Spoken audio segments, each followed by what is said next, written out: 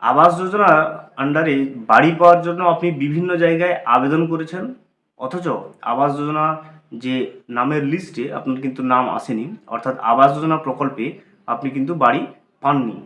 সেক্ষেত্রে আপনি কিভাবে আবেদন করলে, কোন পদ্ধতিতে আবেদন করলে নিশ্চিতভাবে আবাস যোজনা বাড়ি পাবেন, অর্থাৎ নিশ্চিতভাবে আবাস যোজনা প্রকল্পের ফাইনাল নামের লিস্টে আপনার নামটা উঠাতে পারবেন, অথবা আবাস যোজনা প্রকল্পে বাড়ি আপনি পেতে পারেন নিশ্চিতভাবে, কোন পদ্ধতিতে আবেদন করলে, কিভাবে আবেদন করলে, সেই জিনিসটা কিন্তু আমরা আজকের এই ভিডিওতে খুবই ডিটেলসে জেনে নেব এবং প্রমাণ সহ দেখে নেব যে এই পদ্ধতিতে আবেদন করলে বা এইভাবে আবেদন করলে আপনি কিন্তু আপনার নামটা আবাস যোজনা প্রকল্পের ফাইনাল নামের লিস্টে উঠাতে পারবেন, অর্থাৎ আবাস যোজনা প্রকল্পের আন্ডারে যে বাড়িগুলো দেওয়া হয় সেই বাড়ি কিন্তু আপনি পেতে পারবেন এইভাবে আবেদন করলে। সেটা কিন্তু আমরা আজকের এই ভিডিওতে প্রমাণস্বরূপ দেখে নেব যে এই পদ্ধতিতে আবেদন করলে কিন্তু কাজটা নিশ্চিতভাবে হবেই হবে।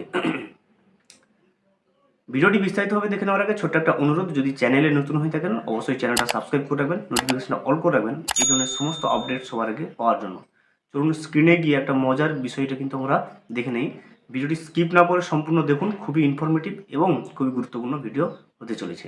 আবাস যোজনায় লিস্টে আপনার নাম তুলতে যাতে অবশ্যইভাবে আপনার নাম উঠে কি করলে আপনি বাড়িটা পাবেন নিশ্চিতভাবে, সেই বিষয়টা কিন্তু এখন আমরা দেখে নেব। স্কিপ না করে সম্পূর্ণ রিপোর্টটা দেখুন কি বলেছে।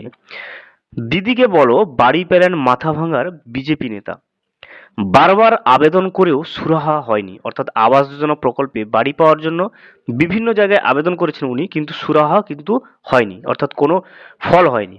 অবশেষে আমজনতার সমস্যার সমাধানে মুখ্যমন্ত্রী মমতা বন্দ্যোপাধ্যায়ের চালু করা দিদিকে বলো কর্মসূচিতেই সমস্যার সমাধান হলো বিজেপি নেতার। বিভিন্ন জায়গায় আবেদন করার পরেও কিন্তু উনি বাড়ির লিস্টে নাম ওঠাতে পারেননি, অথবা বাড়ির জন্য কিন্তু যে টাকাগুলো পায় সেটা কিন্তু পায়নি, অথবা বাড়ি পাওয়ার জন্য কিন্তু কোনোভাবেই তার নামটা লিস্টে ওঠাতে পারেনি। অবশেষে কিন্তু মুখ্যমন্ত্রী মমতা বন্দ্যোপাধ্যায় যে দিদিকে বলো যে ফোন নাম্বারটা চালু করেছেন জনসাধারণের সমস্যার সমাধানের জন্য, সেখানেই কিন্তু তিনি ফোন করেছিলেন। আবাসের ঘর পাচ্ছেন মাথাভাঙার বিজেপি মণ্ডল কমিটি সহসভাপতি। তাহলে দিদিকে বলো যে ফোন নাম্বার, সেখানে ফোন করে তিনি কিন্তু তার সমস্যার সমাধান কথা বলছেন এবং তাতেই কিন্তু তার কাজ হলো, অর্থাৎ আবাস যোজনার প্রকল্পে তিনি কিন্তু বাড়িটা পেয়ে যাচ্ছেন। মঙ্গলবার সরকারি কর্মীরা মাথাভাঙার পচাগড় গ্রামে এই বাড়িতে গিয়ে সমীক্ষা করেছেন। বিজেপির মাথাভাঙা মণ্ডল কমিটির সহসভাপতি সৌরেন্দ্র মণ্ডল বলেন, পাকা ঘরের জন্য আবেদন করেছিলেন কিন্তু তার বাড়িতে কোনো সমীক্ষা না হওয়ায় 3 মাস 5 আগে দিদিকে বলো নম্বরে কিন্তু ফোন করেছিলেন তিনি। এরপর কলকাতা থেকে সেই নম্বর থেকে ফোন করা হয়।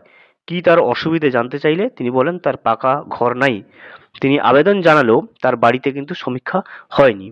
এরপরেই মঙ্গলবার তার বাড়িতে সরকারি কর্মীরা সমীক্ষায় এসেছিলেন।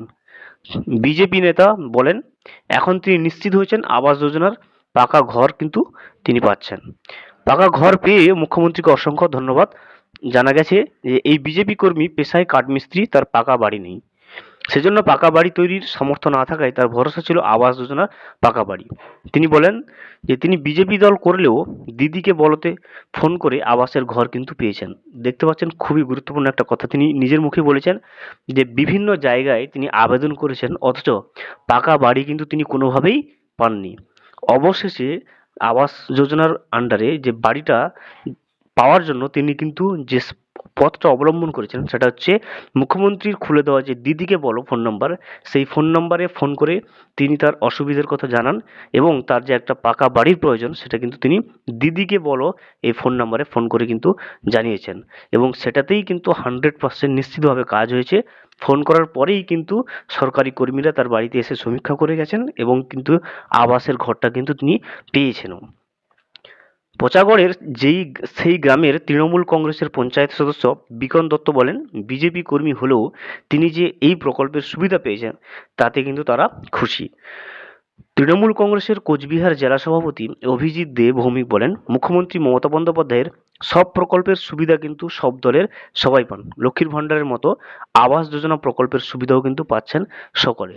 যেটা আমি ভিডিওর শুরুতে প্রথমেই বলেছিলাম যে আপনি বিভিন্ন জায়গায় আবাস যোজনা প্রকল্পের জন্য আবেদন করেছেন, অথচ বারবার নিরাশ হচ্ছেন, কোনোভাবে কিন্তু আবাস যোজনা প্রকল্পের নামের লিস্টে নামটা ওঠাতে পারছেন না। সেক্ষেত্রে আমি বলবো এই রিপোর্টটা দেখুন, অবশ্যই বুঝতে পারছেন যে নিশ্চিতভাবে কাজ হয়েছে এই ফোন নাম্বারে ফোন করাতে।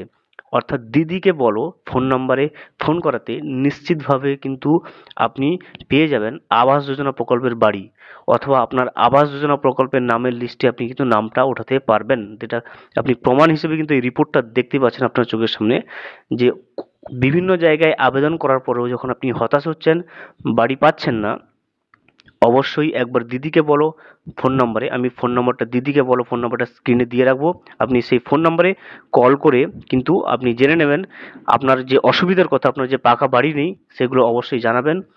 অবশ্যই কিন্তু আপনিও আবাস যোজনা প্রকল্পের বাড়িটা কিন্তু পেয়ে যাবেন। ভিডিওটি সম্পূর্ণভাবে দেখার জন্য অসংখ্য ধন্যবাদ। এখনো পর্যন্ত যদি চ্যানেলে নতুন হয়ে থাকেন এবং সাবস্ক্রাইব না করে থাকেন, অনুগ্রহ করে চ্যানেলটা সাবস্ক্রাইব করে পাশে থাকবেন।